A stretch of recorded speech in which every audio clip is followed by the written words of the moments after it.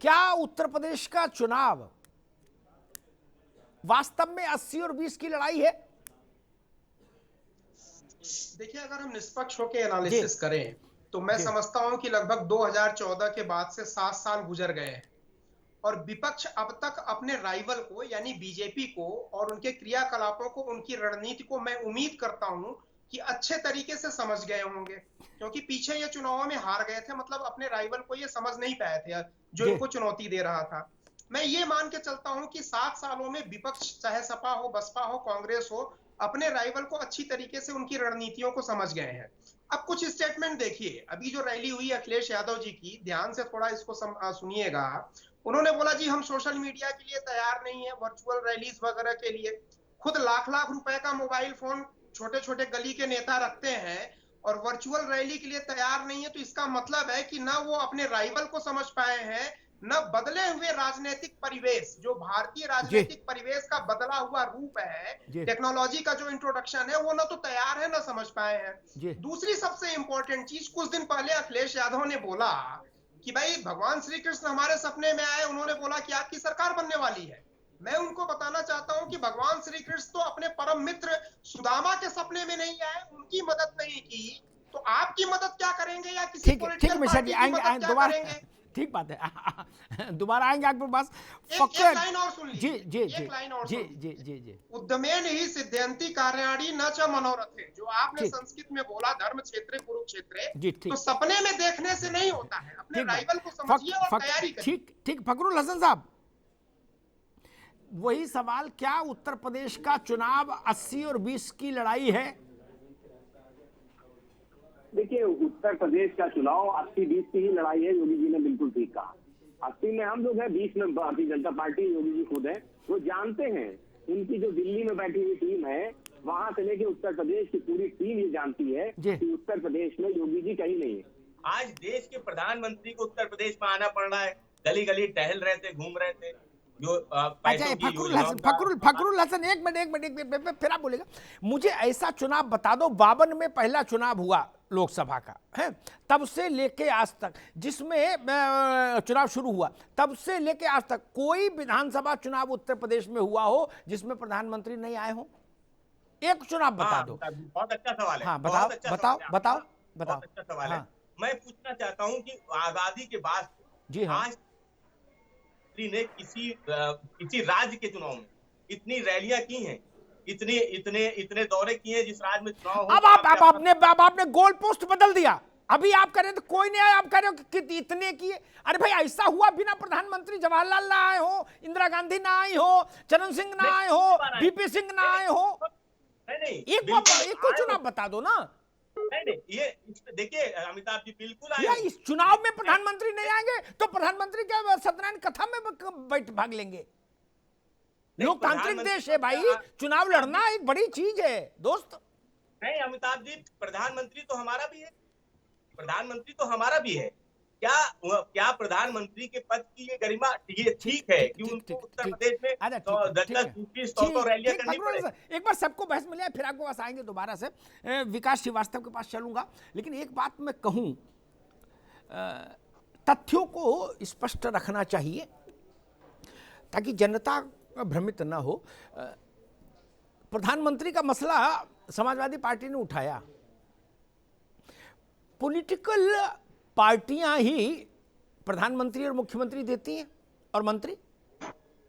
मुलायम सिंह जी जब देश के रक्षा मंत्री थे तब भी उमरदा में सत्यनारायण कथा होती थी, उनके कार्यकर्ता के यहां तो जाते थे, वायुसेना के विमान से जाते थे। ठीक, छिबरा मऊ में अन्नप्राशन होता था किसी बच्चे का, वहां जाते थे। राजनीति करनी है भाई, क्या बम्बो केवल सेना के कॉन्फ्रेंस में मिलेंगे मुलायम सिंह? तो फिर गृह मंत्री कैसे बनेंगे? राजनीति का यही तो सौष्ठव है भाई। इसमें तो मुझे नहीं लगता कोई आपत्ति की बात होनी चाहिए। प्रधानमंत्री को भी जाना चाहिए, सबको जाना चाहिए चुनाव में, क्यों नहीं जाएंगे? बिल्कुल ठीक है।